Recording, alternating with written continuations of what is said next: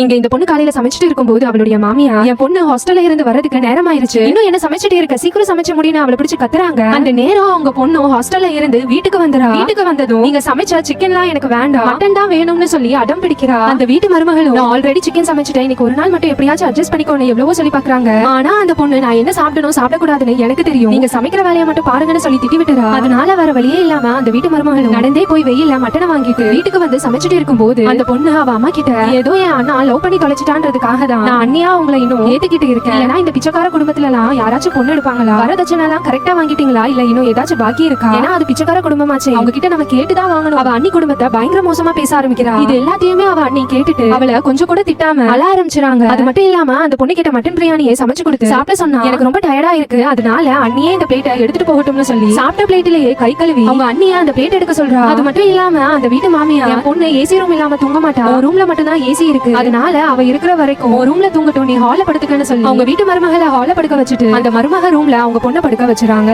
இந்த வீடியோவை பத்தி நீங்க என்ன நினைக்கிறீங்கன்னு கமெண்ட்ல சொல்லுங்க.